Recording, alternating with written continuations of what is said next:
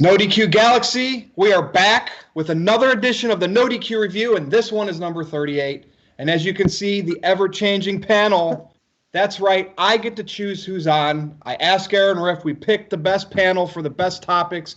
TJS is here, Caitlin is making her debut, and of course, there's Aaron Riff wearing the Virtues Rage shirt.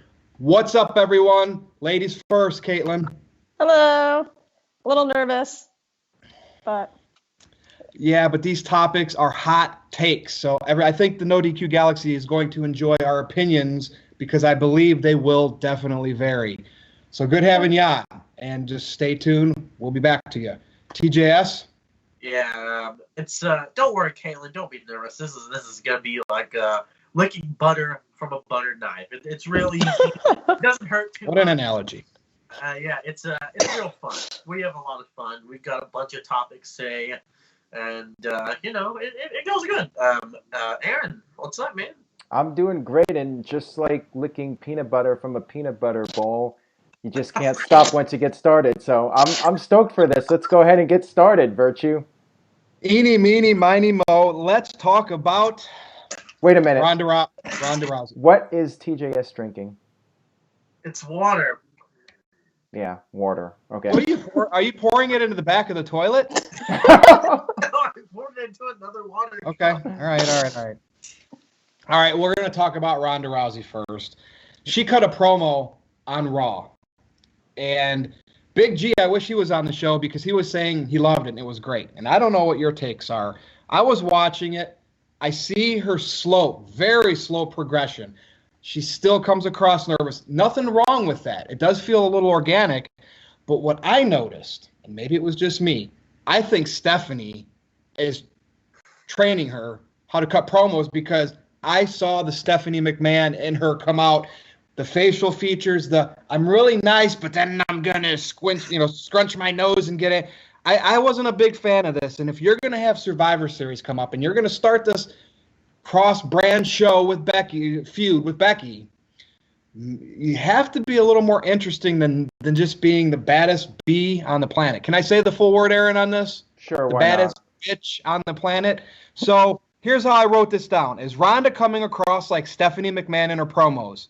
And then how is Becky's promos in comparison? So because we're talking about two ladies, Caitlin, I will start with you. Opinions on these promos.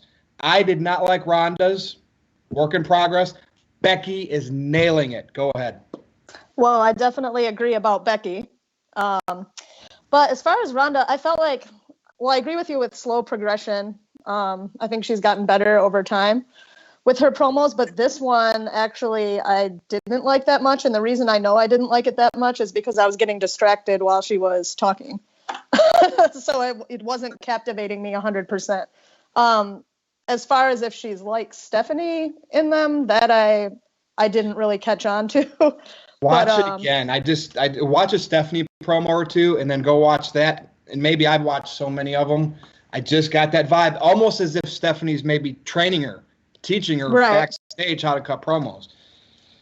Yeah, I don't know about that, but I definitely think Becky is way better, and so she's like slaughtering her. But yeah.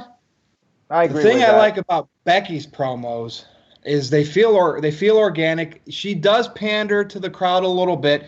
I wish she didn't do that at all because they're behind her. She's supposed to be a heel, so there's times in her promos where she does, but she licks her lips, and to me that means you enjoy what you're saying. So Aaron, any thoughts on these two ladies and their promos? Well, I agree with Caitlin when it comes to Becky versus Ronda. Yeah, Becky's the best in WWE right now as far as I'm concerned.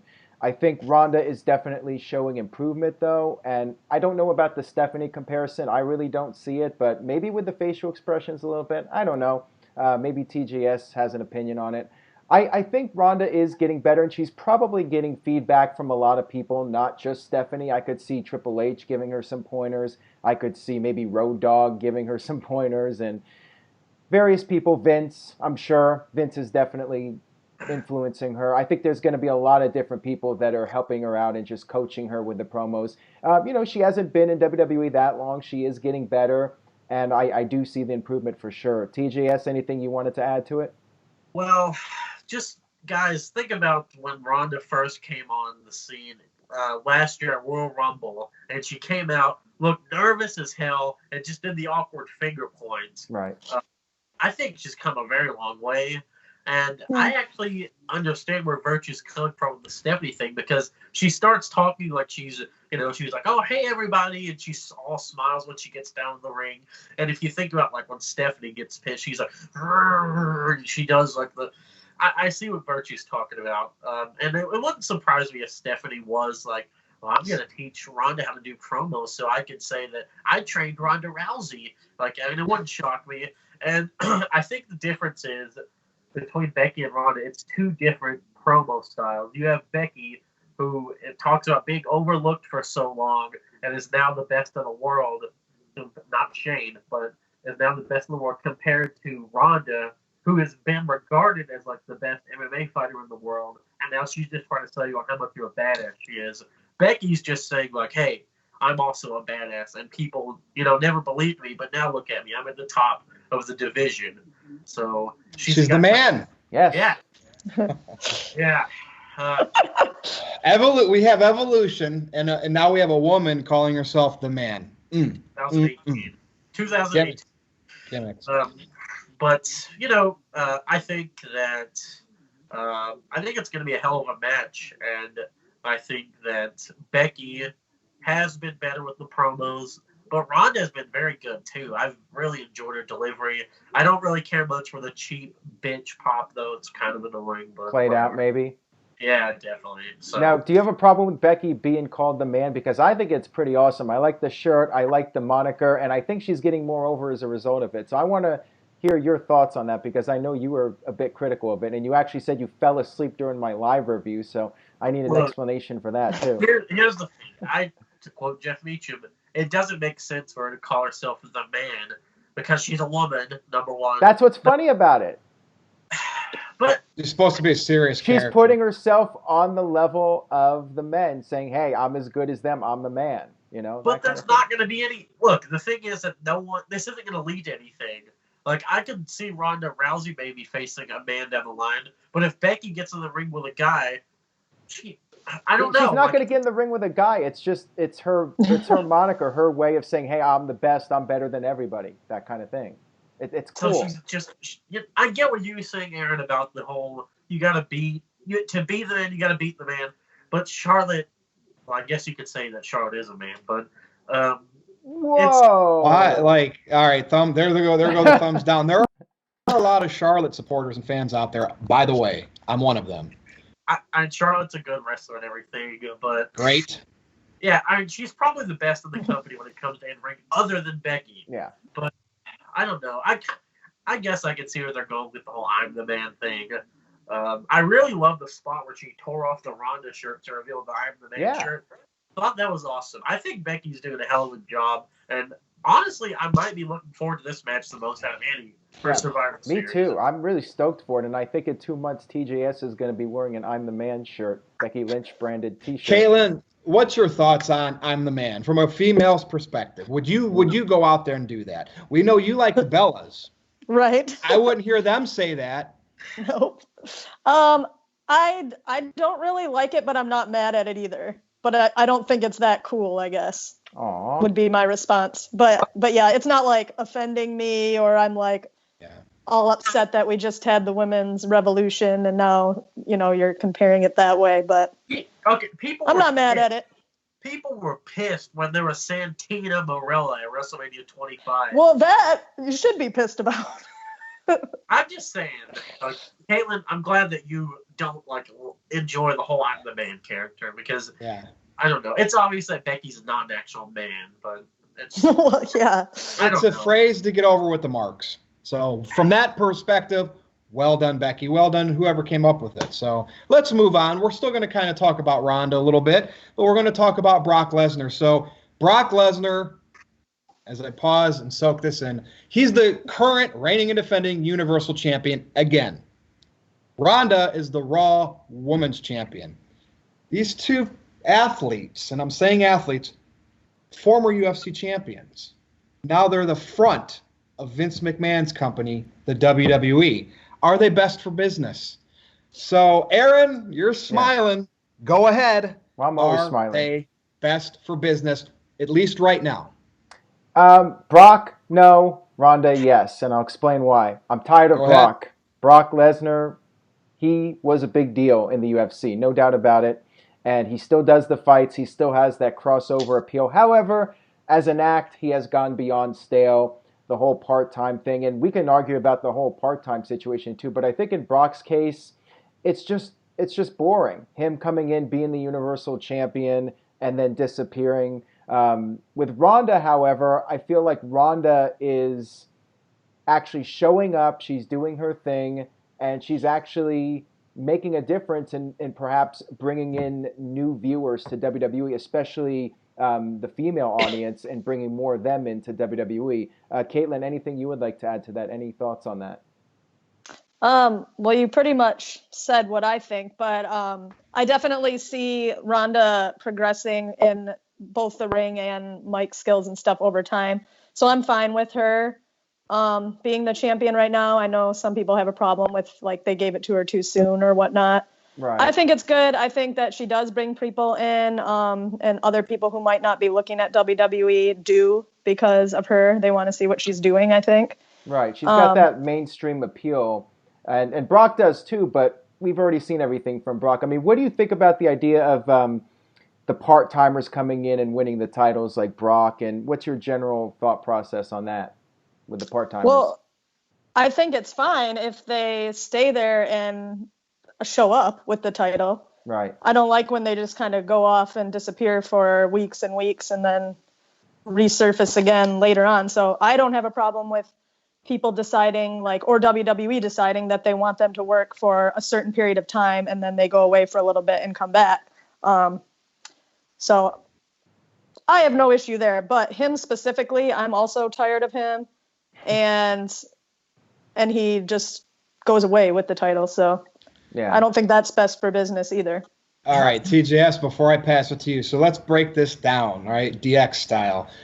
Raw, the A show, Vince McMahon's baby. The two champions are Brock Lesnar, even though he's hardly on there, and Ronda Rousey, mainstream stars. You can say Brock's boring and irrelevant, doesn't matter. He's a former champion of Real Fighting League. SmackDown, the B show. A lot of people like it better, but it's still the B show. We'll see what happens when it goes to Fox. Who are the champions? Becky Lynch, AJ Styles. The internet-type fans love these people. You see what WWE thinks. The main eventers are on Raw with those titles, mainstream athletes. The wrestlers, great wrestlers, are the champions on SmackDown, the wrestling show. TJS, did you ever think of this? You don't like Brock, as it seems like everyone's bored with him, doesn't like him part-time. Should that not make you want the person to beat him, whoever it's going to be, Braun, Seth, even more? You're going to want them to beat them even more, him even more. Before TJS gets to his point, the problem is that we're seeing the same story repeated over and over again, and it's just redundant and boring now. Because they haven't put anybody over yet. They have not used Brock as the bargaining chip. And they're never going to. I really don't think they are. With Roman Reigns.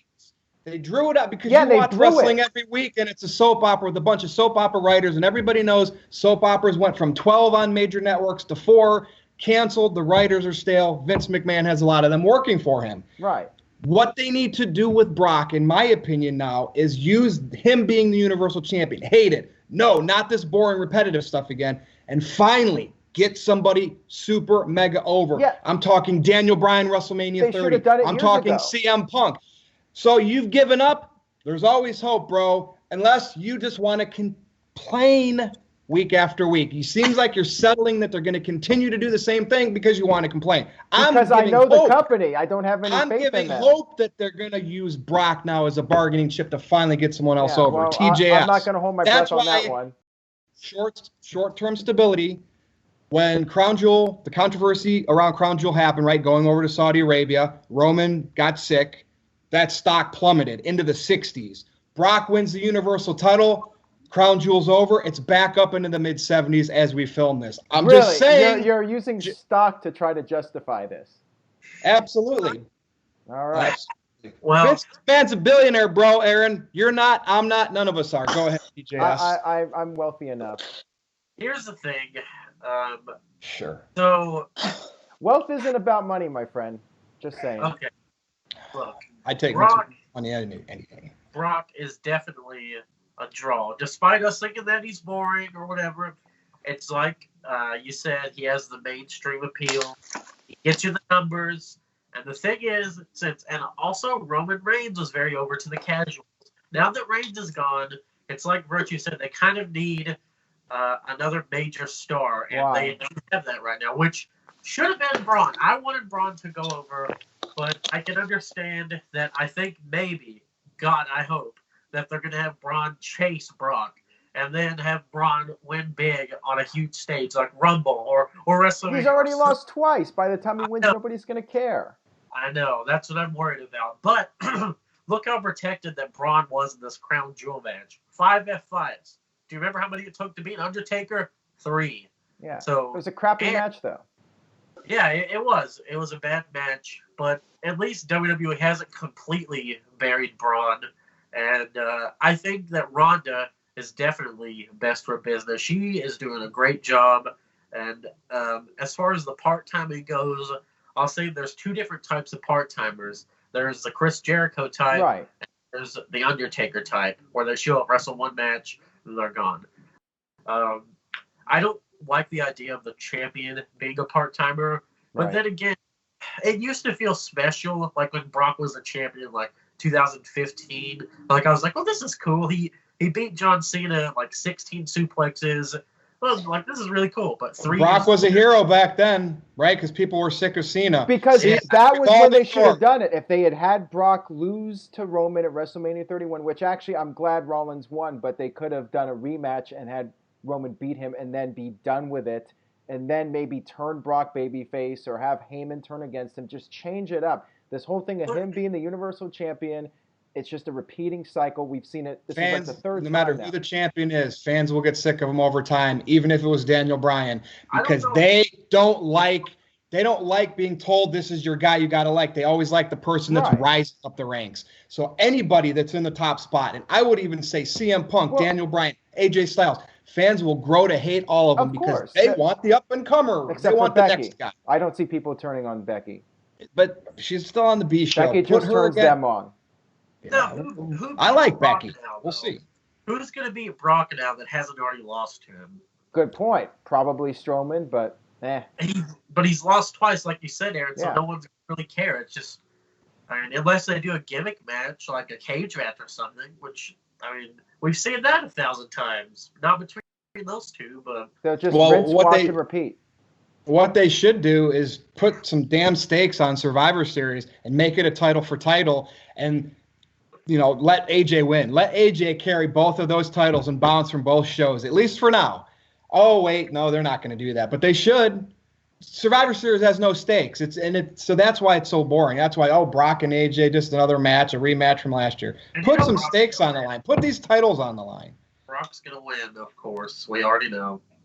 So anyway, I think that somebody could get super over. Like Seth Rollins is already over, but he could get that megastar status if they let him be the guy to take that title. Those fans would eat it up. That's really all I'm saying. Use Brock as this bargaining chip. Unfortunately, Vince McMahon likes to have his guys stay there. Roman, Brock. So to be continued. Let's go and talk a little about Hogan. Now, last time we talked about Hulk Hogan on this show, oh boy, some people didn't like it. But the fact is, he's back in WWE. They did it at Crown Jewel. He just came out and cut a promo. I'm back, brother. I just want to know everyone's thoughts. Is he just going to be an ambassador going forward with just maybe these pay-per-view appearances? What do you think, Caitlin? What should they do with Hogan going forward? Is the stigma of his racial slurs finally kind of at least under the rug? I don't know. I mean, I still see a lot of people commenting about it on Twitter and stuff. So I don't think it's under the rug as far as fans are concerned. I think the company may think it is. As far as what to do with him, though, I don't know. I'm like, first of all, everything at Crown Jewel felt so meh that like it was kind of hard to tell what I really thought of him being back. Just everything was just meh. So anyway, but I don't really want to see him like in an a lot of the time capacity, I guess. I think just kind of special appearances, show up, do kind of like introduction type thing. Or also, too, this is not really going with the question, but anytime they like have a host for something, it's like they come out at the beginning and they never are seen again. That's Right. a great point, though. That's a great point. Why call them a host if they're only going to cut a 2-minute promo? Yeah. I mean, Yeah.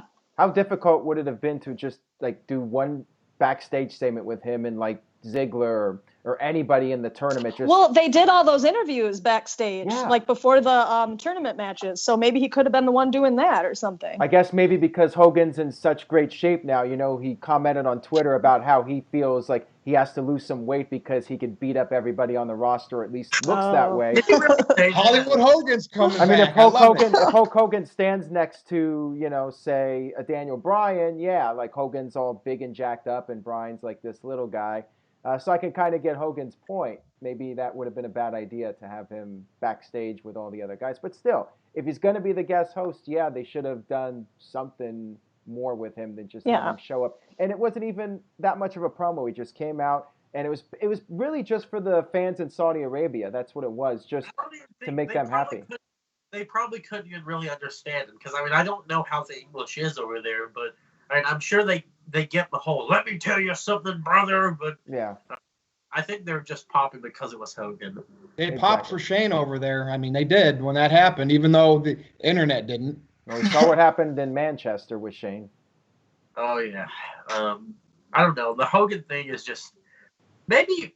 Here's a thought: make him general manager of like 205 Live. If you want eyes on the product, do something like that. Okay, that's really bad because Hogan is like twice the size of all those 205 Live people.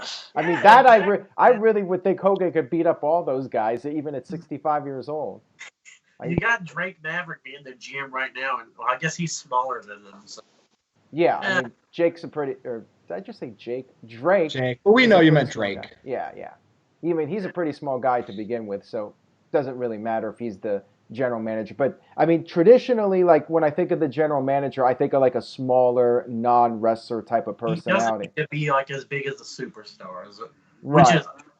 which is why it's weird that Baron Corbin is the general manager right Yeah, now. exactly. But he does a good job with that. And with Hogan, like, the problem is he is very charismatic, and when he comes out, he does have that presence. So, yeah, he'll tend to, like, He'll overshadow pretty much everyone else. And it's kind of a shoot, brother. I mean, yeah, you look at his comment, and, yeah, he's kind of, like, just saying what's really on his mind, I think. You think we're gonna get one more Hogan match? No. You don't think Okay, so you segued perfectly. So these older guys getting back into the ring. Now Jericho's pulling it off in Japan, right? I saw that match he just had with Evil. He's so good at doing that. He tricks you into thinking it was a great match. They called it in the ring. It was just but because his character is so cool, you're like, wow, what a great match. But in WWE, they can't capture that essence with their older guys. You really kind of, to a point, cringe. Shawn Kane's mask falling off, Triple H tearing his pec, Shawn almost botching a moonsault, which, by the way, Triple H got hurt early, with a lot of time left in that match. Shawn probably had to do a lot more than was originally planned. So for that, I give him credit. But the real question here is, does Triple H's injury that he suffered, needing surgery, does it just prove that it's time for some of these older guys to hang it up? Caitlin, what do you think? Well, so I was thinking about this, and I feel like people get like random injuries all the time. So I don't know if like the injury itself means that he should hang it up, but I do kind of think he should, because I think it's just getting to that point where he doesn't need to be taking a spot at every Mania, every like major pay-per-view. I don't know if like done forever, but like, I don't know. I Yeah, just think, I mean, they're never done forever. That's the WWE retirement. He'll be back down the road. well, Yeah, that's he true. will. well, you know what it is. He always did that spot where he gets thrown into the corner and then he flips out over. Yeah, that's Flair where he used got to do hurt. that. Sean used to go over the whole post and everything. But it's like they have to do their old repertoire, because Right. that was Yeah. one of the most agile things Triple H ever did, and it's like they want to hang with the current generation of Yeah. wrestlers that do stuff like that. Because if Right. they didn't do those, boring. I mean, come on, Aaron, we've chanted it. I mean, look, that injury affected that match where the Irish whip on the out. Did that Irish whip thing into the barricade with Taker and Triple H happen after the supposed injury? Yes. Because maybe that's why. Yeah. So, all right, who's next on this topic? Because it's just like it's right. I just wanted to say to add to that. With Triple H, I feel like, it should probably be it for him. And I think of it as like Sting coming back, doing that match with Rollins. Sting really had no business being in there, but he, like you said, Virtue, he's trying to hang with the young guys. He wants to keep going. He wants to keep doing the thing. He wants to stay in the business, but look what happened to him. And I feel like with Triple H, he's just going to be testing fate by coming back and getting involved when, I think it's nature telling him maybe it's time to step away. But yeah, like TJS said, I don't think it's happening. I think Triple H is definitely going to be back, probably missing WrestleMania, which I believe will be the first WrestleMania he misses, and I'm not the trivia expert. First WrestleMania he misses since 23, I believe, in Detroit, right, Caitlin? 23? I don't know. I don't have all the numbers memorized like you guys do. But phone a friend, dial a friend, Greg Cherry. I think it was 23, and I don't think he's missed a WrestleMania other than that. So, there you go. That sounds right. Aaron. 23 was Cena versus Michaels. Michaels. Cena versus Michaels. Yeah, that was Cena, Michaels, and then Batista, 24 Undertaker. Orton and Cena, right? Orton, Cena, and Triple H. He was definitely in that one. Yeah, he missed, because I think the original plan for 23 was it was going to be Triple H in the main event, of course, and like a rematch against John Cena from 22. But 23 was Detroit, wasn't it? Yeah, that's what I was asking Caitlin. Okay, yeah, that's where he drove the Mustang. Or Saginaw, more specifically. Yeah. So I don't know. Triple H is okay. I don't like that you compare Triple H to Sting, because look at Sting and then look at Triple H. Just look at the physique difference, and I think Triple H is, I think he does okay. He's obviously the methodical worker.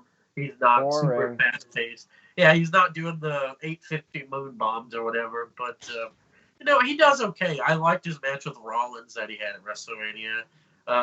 But yeah, I don't see why Triple H just keeps getting tied into the stories, because WWE wants to build new stars. But they had Shane McMahon win the Best in the World tournament. Right. They had these part-timers, these old men, main event crown jewel, and it's just not doing anyone any. Let's not forget, TJS, though. I think Saudi Arabia did request a lot of these older acts. Yeah, like to be Hogan. Honest with you. I'm guessing that's why Hogan was there.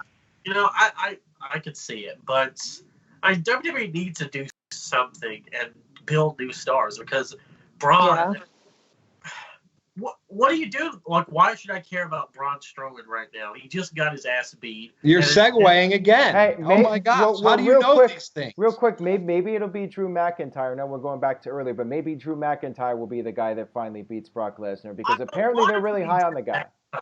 I don't want that guy who played air guitar with Jinder Mahal and Heath Slater. He was a joke. Never happened. I'm tired of it. That's what I'm talking about with Brock, dude. People hate the fact that he's the champion, and that's boring to Aaron, but it still comes across as a true heel, because you genuinely want to see him lose and go away, and it could get somebody so over. Braun Strowman needs to be the face of the company, period. Well, let's segue and talk about two superstars here that could be up there, but based on the last 3 or 4 months, Braun and Joe, are they buried? So TJS, I'm going to go right back to you and then pass it around. What do you think? The only thing that I can say is that if the next match is Braun versus Brock after Survivor Series, then I think Braun is winning. But if not, then yes, he's done. Because right now they have him chasing Baron Corbin around. And I like Baron Corbin. He gets the heat. He's very good. But, it's not working. Braun is supposed to be a monster. Flipped an ambulance. Flipped a production truck. Threw Roman Reigns down a ramp. Dressed as an elf. Teamed with Nicholas at WrestleMania. Keep going. Not his fault, though. That's just bad creative. Fair enough. But, you're right. Brock has never done anything silly like that, except for that high-pitched scream that he tried.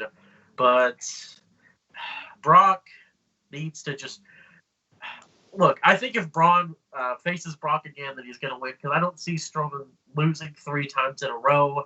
If they do, then yeah, that's it for him. He'll never be past the mid-card. Now, as far as Joe goes, I think that there's still hope for Joe and I think he only lost the match with AJ at Crown Jewel because Daniel wasn't going over there.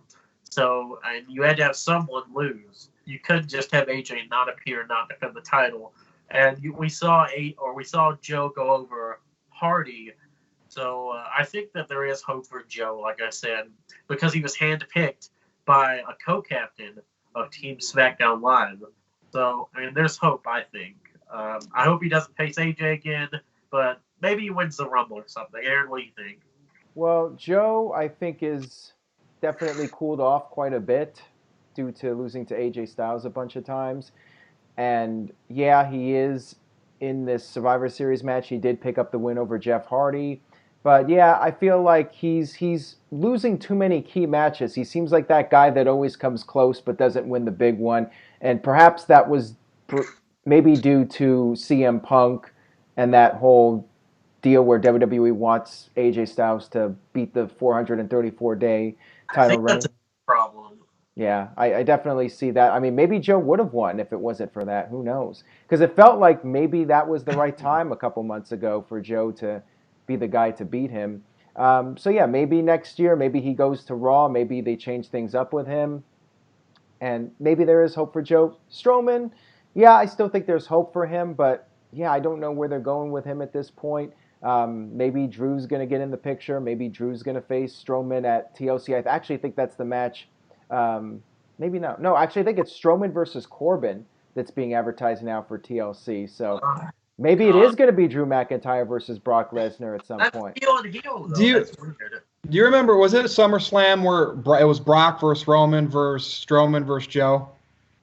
Was that? Yes. That was like, and everybody was like electric. Like, you didn't know because it was a Strowman's time. Was Joe going to win? Right. That's a hot Everyone, match. yeah, and they coast on by. What about Great Balls of Fire? Do you remember that Joe and Brock Yeah. match?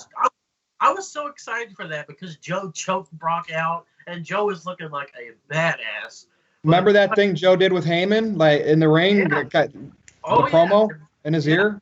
Like, Joe has the serious potential. I remember I was so excited that he went to SmackDown. I mean, at least Braun has been protected and losing. I mean, he kicked out of 5 F5s, got hit with the title. Joe is tapped out clean in the middle to AJ. Right. So How many did Roman kick out of at Mania? 5 or 6?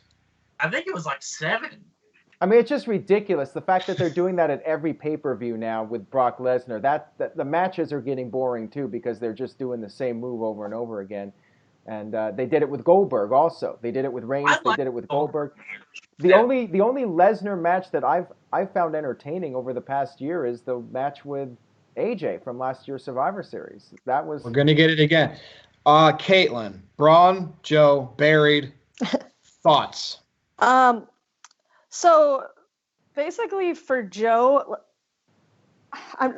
it's just this gut feeling. I feel like he's not buried because I keep still caring about him. Even though he keeps losing, there's something that makes me watch and be like, yeah, he's still one of the like tough guys that I feel like could beat someone, even when they make him lose. I don't know why, but that's how I feel. Nothing wrong with that either. That's being a wrestling fan. People still care about Bobby Roode, and they say he's not buried. Well, him I still like Bray Wyatt. I still like Bray Wyatt. Where is he at? Who? You know what I mean? Yeah, exactly. But I like him. Why change? Right. But also too, I think with like Miz and Bryan, I don't know like how they're all factoring into the main event picture. So like he might be getting pushed down further. Yeah. I feel like. And then with Strowman, for whatever reason, him I lost caring about. I'm just like, okay, you've pushed this on for way too long, and now the moment's gone for me. Yeah, I don't know why it's different for the two of them, but it is for me. Do you think maybe the heel turn hurt him? I feel like personally the heel turn made me lose interest in Strowman a little bit. I think did. That maybe wasn't it unexpected, but it wasn't a good unexpected. It was like, really? Why? Yeah, I mean, I wasn't really a big fan of that heel turn, and then coming off the heel turn, we all pretty much thought. Well, I don't think all of us, but I think we all thought, Strowman would beat Lesnar and he would be the champion, and Lesnar would go I away. think But Virtue is the only I one. did. But now it's looking like Lesnar's sticking around through WrestleMania. So maybe it is going to be Drew and Lesnar at WrestleMania. Maybe Virtue, you're right. They're gonna go with Drew as the guy to beat Brock Lesnar. TJS doesn't seem to be a big fan of this. Caitlin, do you think it's a good idea, or who would you have beat Brock Lesnar at this point?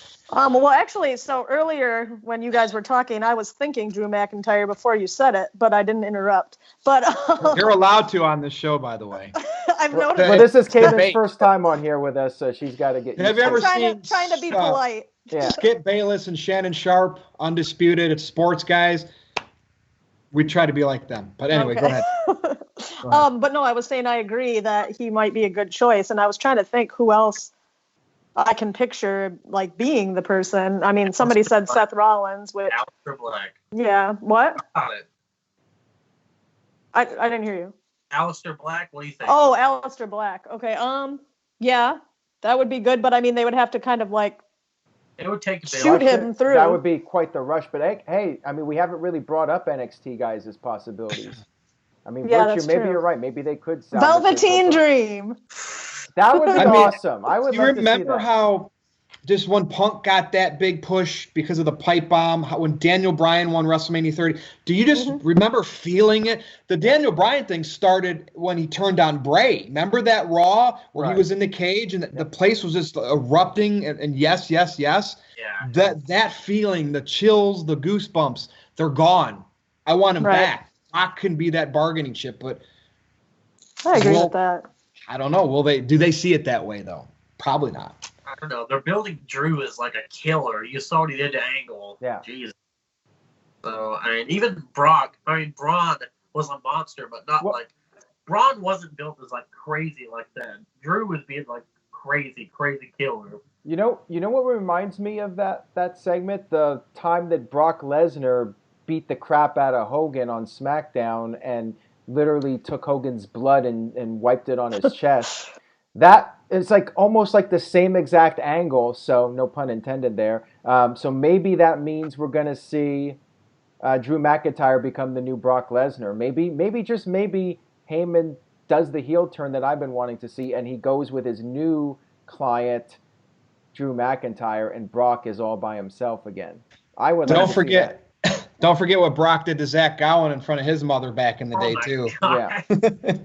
Oh, man, but it's PG today. Come on. That's why. But I don't know. Maybe they're buried, maybe they're not. But we'll know probably between now and WrestleMania if Braun and Joe still aren't taken seriously. Granted, when Royal Rumble comes up, everybody's a contender, right? They have to do that. But, again, to be continued. We'll bring this topic up again. All right, let's switch gears to something cool and positive, or maybe not. Caitlin, I'm going to start with you. Elias is officially a babyface. Now, his gimmick was he'd come out, he'd get the crowd behind him with strumming the guitar, saying something cool, and then he'd insult them. And the crowd was behind him, even though he was a heel. Well, now he's just cool, and the crowd wants to chant with him, sing with him. Is this good for Elias? I thought he should have maybe been considered to win the Intercontinental Championship against Seth Rollins. Aaron, we were there. Right. Money in the Bank. I thought maybe you could get a good mid-card, upper mid-card guy out of that. Of course, they didn't. He's just been an act. Caitlin, what's your thoughts on Elias, and is this babyface thing going to help him? Well, when you just said something about like he's an act or whatever, I think it's kind of the same when he's heel or babyface. Like he's still just coming out and doing his guitar bit, and the crowd's against him, but he's not really doing a whole lot other than that. So I don't know if it's going to actually help push him out of that or not. What if he started winning he won on Raw? What if that's all they got to do is let him win matches a lot? Would that would probably help? I would think so. So yeah. But I do think that he has like a great look. I say this a lot when I talk about stuff, but I think like he has a good look to be someone who could be Intercontinental champions. So I think that would be a good road to go. So yeah. Yeah, and I think that he rubs certain critics the wrong way because his style in the ring. He wears jeans. Again, he's a gimmick. Is he a wrestler? I've heard other people on other podcasts critique him. But, I mean, I like guys like Elias because I want to be sports entertained. Aaron, what's your thoughts on it? Well, first of all, I wanted to say, Caitlin, for a second there, you were having a Jeff Meacham glitch there, which I'm sure he will be marking out for big time. What happened? Like your video was delaying a bit. That's what happens with Jeff a lot when we do these videos. So, yeah, you're following the spirit of good old JM Jeff Meacham. I'm sure he will find that very entertaining. But anyways, Elias is great. I think the babyface turn is the right timing. Yeah, Virtue, I agree with you. I think when he was feuding with Seth, that would have been a good time for him to be the IC champion. But now he's kind of been just floundering, and especially with Kevin Owens getting hurt, Elias pretty much got lost in the shuffle. So this babyface turn basically gives him a little bit of a new lease on life. And instead of him being interrupted, it looks like now the gimmick is that he's the one interrupting people. So I like it. I think it's time. The fans have been wanting to cheer for him anyway. So just go with it. TJS, anything you would like to add on that? Well, I thought Elias was only gonna, I now that I think about it, it's very interesting that they did this face turn on the heels of all that heat that he got in Seattle. Like, that's kind of surprising to me that they're like, this guy draws a lot of heat, so let's turn face. But they did that in the past a lot, though. Rock, you know what I mean? Like, it seems like those bursts of big heel heat, they see money and they push them as baby faces. That's the WWE way. Yeah, I think Elias is good, though. And for the people that say he's a bad wrestler or that he's not a wrestler, watch the match at Money in the Bank. I mean, you can say that Seth carried him or whatever, but I think Elias, he has a very nice elbow drop, and he's just very solid. I'd say that he is very, very good on the mic. He controls the crowd well. Excuse me. You okay? Yeah. Okay, just checking. And, he did, like, I just think back to the CM Punk chants that he responded to where he was like, I can guarantee you that CM Punk's not going to interrupt me. It's just...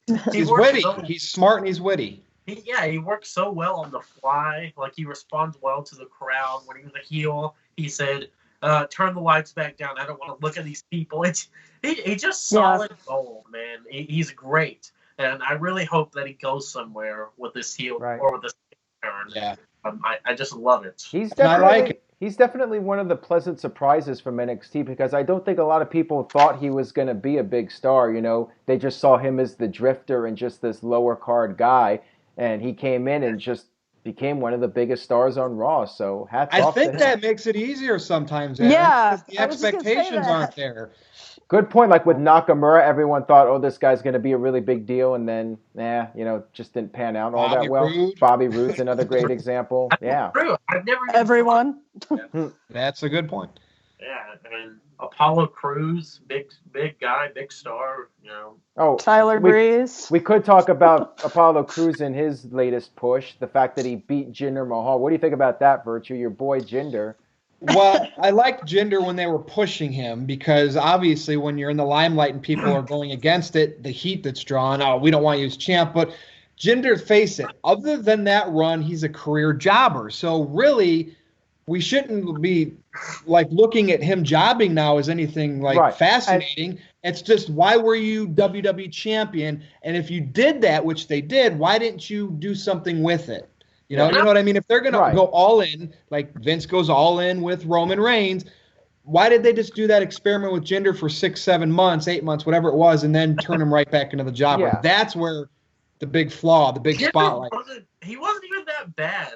I mean, I've thought about it, and he really wasn't. I mean, he had a really cool entrance. He was ripped. Like this V-show heel champion. I agree with you. He was a V-show heel champion.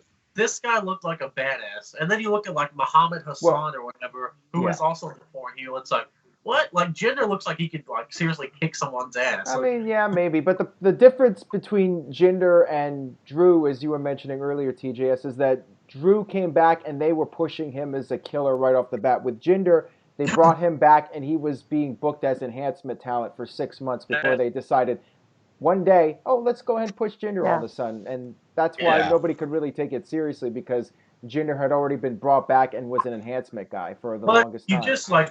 If you just tuned in, like you were flipping through the channels and you hadn't seen wrestling before, and you saw Jinder in the ring with the title, would you say that guy looked like a champion?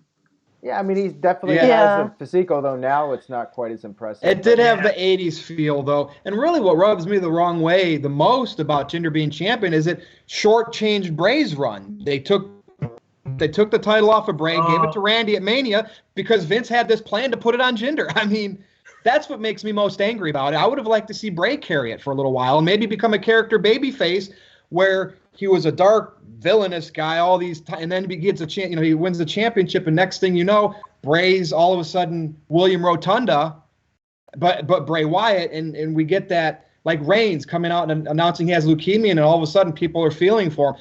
And again, that's a whole different set of can of worms, but you know what I mean. It's getting fans invested into these people for who they really are. Right.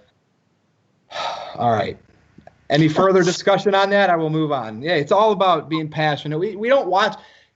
You watch it because you want to like it, even though it's easy to say it sucks. You want to find good things about it. Absolutely. Let's go to the main event. It's time for the main event, and specifically, I think, because one of these wrestlers, he's the current Intercontinental Champion. With the in lieu of Roman being out with leukemia, these two guys really have the spotlight on them: Seth Rollins and Dean Ambrose. We haven't done the review for a couple of weeks. Dean turned that night that Roman announced he had leukemia, and this is it. But I feel like creative could really ruin this. This should be the hottest thing going on right now in WWE, and I want to know everybody's thoughts because Dean's come back, different look, the boring, stale Dean that we had before, it's a little different. Rollins has gotten over by working long matches and getting the fans' respect and being the workhorse of WWE. The elements are there. Caitlin, do you like this feud, and should it be the focal point right now of WWE more so than Brock? Well, I do like the feud. Should it be the focal point more than Brock? For anybody. Okay, well, I was going to say, in theory, I guess it shouldn't be bigger than the main title, but I think actually it should be because it's one of the more interesting things going on. Just something random, though. I got spoiled in the NoDQ chat because some people are a little bit ahead of when you're streaming the show, and somebody wrote heel turn, and it came up on my phone. And so it came up before it happened. So I didn't get the true moment. Wait, who's at fault? Who did that? I just want to know who's got the heat. I don't remember. Oh, okay. I don't remember. I just remember being so I missed the true emotions with it. But every time they've addressed it so far, I've been intrigued and interested. So I do like it, and I hope that they are able to. Whenever the match is going to be, did they announce when it is or no? There's not a match announced, actually, right? they've the SAP Center in San Jose announced it for the TLC pay-per-view. Now, of course, card subject to change, but I would guess that's when it's going to be. I don't think they're going to hold off on it until WrestleMania. That seems like an awfully long time to hold on off. Although, here's what I would like to see. They could have their first match at TLC. And I'd like to say just do a regular match at TLC, but it's a themed pay-per-view. Another reason I don't like them. I would start off with a regular match, have the angle continue with the Royal Rumble. Kind of like parallel Steve Austin and Bret Hart. Like the first match at TLC, maybe Rollins wins, but Ambrose just keeps coming at him, won't back away. Royal Rumble, Ambrose costs Rollins the match. You keep the feud hot going into February, March, and then you have the blow-off of the feud at WrestleMania in a big stipulation match like Hell in a Cell. That's how I would do this feud if it was me. TJS, any thoughts you have on it? That would be great, but the problem is that the WrestleMania card is so crowded that I think it would get overshadowed. Well, it shouldn't. I mean, this is a hot feud. I mean, this was arguably the hottest heel turn in a very long time in WWE. One of the top heel turns ever in the company. So this should be... Especially the night they did it with that announcement from Roman. You know what I mean? It was like a double down. Yeah. I'll put it to you this way. I was not even looking at the screen when Dean turned heel because I was not expecting it. I was like, they won the title. Whatever. I don't care. And then I hear like, oh, and then I look up and he's laid out Rollins, and I was like, wow. And I'll just say that Dean and Seth are doing an excellent job. Dean's facial expressions, oh man, Yeah. like, he just looks so like he actually looks crazy now. Right. Like, he looks sociopathic. He was just like, Yeah. and the whole time Seth was talking, he just didn't like. It was just awesome. And this is what their first feud should have been. No J&J security. Do you remember? I don't know if you guys remember, but there was a point where Dean stole the Money in the Bank briefcase from Seth, and Seth opened the briefcase, and slime came out. He got slime. Well, I remember Dean Ambrose bringing hot dogs to the ring and squirting mustard at people or something. Do you guys remember that at all? I do, and you know, because we're in the PG era, this is what I think right now. Like with this feud, to make it electric, to put it over the spotlight on it as bright as you can. Get Renee Young involved. Yes. Get her involved. Get her involved. Dean's so snapped and he's so out of it. She has to start awkwardly trying to, on live television, calm him down. And then Seth, you know, you never know. She could take an inadvertent bump. Seth, you know, again, I get it. It's the PG era, but man, that could make this angle hot. That's all I ask for. That's a personalized great idea, Virtue. If you think about it, they've already talked about it on commentary. I don't know if you've heard, but they're like, Renee, what can you tell us about Dean? She's like, I don't really know. So what if you have Dean just beating down Seth, and then Renee comes in there and tries to like break it up? She's like, Dean, calm down. And then what if he gives her the dirty deeds? That's the graphic. That's the picture for the show. Dean, Seth, and Renee Young. There you go. TJS. That's make perfect. I could make it. If Dean gave her the dirty deeds, he would just be like the biggest heel in the company. They don't have to go that far. I mean, we remember we talked about Ciampa and Gargano and getting Candice LeRae involved. They don't have to go that far. Renee's not a worker. Candice LeRae is. But, yeah, they could at least have her in there in the tense moments, you know, like what's going to happen. Have Dean, like, bumper, like, not just, like, shoulder bumper, like, when he walks out. Knock her. Do something, because I always thought that the Bludgeon Brothers, when they were feuding with the Usos, I think it's okay for women to take bumps, because it's not like we're promoting domestic violence. We're not saying, like, I'm not going to say. It look like an accident, like Stephanie always gets knocked through a table or something. It's an accident. I'm not saying, like, do the Stone Cold and Deborah. I'm just saying, like, just it's okay to take bumps for women, because aren't they all wrestlers? They're all wrestlers. And it's not, we know they're not, like, fighting each other. So it's okay to take bumps. Well, they used to make JR take bumps and stuff, and he was an announcer. You know, I mean, you know, that's what they do. And, I mean, especially with the women equality and everything, I think that if women took the bumps for the men, because we already see, like, if you watch Mixed Match Challenge, you see that the girls are in there beating up the guys all the time. So I just like compelling storylines, man. I think Renee involved with this could make it white hot. Like, who says that? Jeff Meacham? Somebody does. He does. White hot. But that's it. I mean, does anybody else want to add to this No DQ review, number 38? Any topics maybe of the last week or two since we haven't done a show that you want to get off your chest? If not, we'll wrap it up. We've had a good hour discussion here. I think this went really well. We don't want to go into Stephen Osborne time, right, TJS? Just kidding, Stephen. We love you, man. I love you, Stephen. Well, with that said, let's do plugs. Caitlin, we'll start with you since this is your first time on the review. I'm KLifefail on Twitter. Well, you also have a URL. You also have a URL. She'll get used to this. That's right. This is breaking the ice. NoDQ.com/Caitlin, everybody. Thank you. KAITLIN, right? Yes. Correct. All right, yeah. Follow her there. And for myself, you can add me on Facebook at NoDQ.com/TJS. You know, like I said, every week I do the Facebook stuff. Follow me on Twitter at NoDQ_TJS. And also, NoDQ.com/shirts. We've got the Virtues Rage shirts that Aaron's got, the NoDQ Review shirts, and everyone has a shirt. It's great. We have the Black Friday sale coming up. Caitlin's got one on too. Yeah. Yeah. Oh, yeah. Yes, the Red, white, and blue. One of my favorites. Yeah. I'm not wearing one, but you know, everything, it's all good there. And you know, I also wanted to give a quick shout out to Kayfabe Candy Ass. Yes. Great guy. Follow him on Twitter at Planet Kayfabe, and also read his columns and read Virtue's Rage too. I don't write. I do videos now. Yeah. Watch the Virtue's Rage videos. We're a big happy family here at hashtag Team NoDQ. Absolutely. Team NoDQ is where it's at. And yeah, I would like to thank you guys for being on. I would like to thank Caitlin for being on for the first time here. And leave us your feedback. Let us know what you thought about the video. And just stay tuned to NoDQ.com for Survivor Series coverage. We got the meetup coming up. I wish the three of you could be with us in Los Angeles. I'm bummed about that. But maybe next year we're going to do something special. We'll have to wait and see.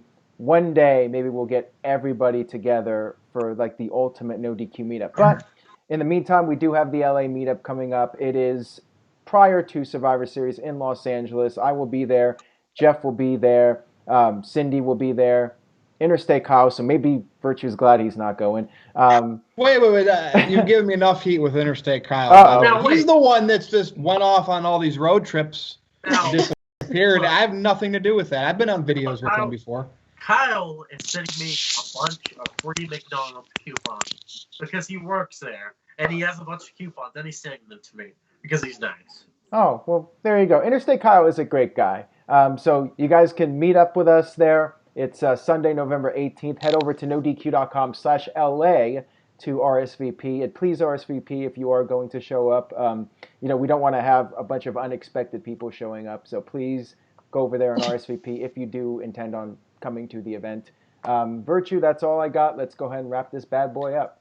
Follow me on Twitter at NoDQ_Virtue. Go to my Facebook, NoDQ. Was that you that coughed, TJS? NoDQ.com/Virtue, lowercase v. And in case you haven't seen this on Twitter, go watch Wrestling Trivia Challenge because there's a tournament right now. And Jeff Meacham's in this tournament. And him and Greg Cherry, the PA sensation, they faced each other twice. Right. They're 1-1 against each other. But they made these weird rules, never to face each other again. Well, now Jeff's in this tournament. And I said, if Jeff wins this tournament, it has to be Jeff. Jeff only. Sorry, everybody else. I want to see the rubber match. If Jeff faces Greg again for the title, I am giving the winner of that match, only if it happens, $100. All right. Well, you know what, Virtue? That's not going to happen because I'm going to beat Jeff. I'm going to beat Scott coming up here soon on Wrestling Trivia Challenge, and then I'm coming for you, Jeff. Then I'm off the hook, and I save money. Thank you. Okay. But I'm putting it out there because that rubber match should happen. But that's all I got. So thank you, NoDQ Galaxy, for watching the review. Number 38. We'll be back soon, so see you next time.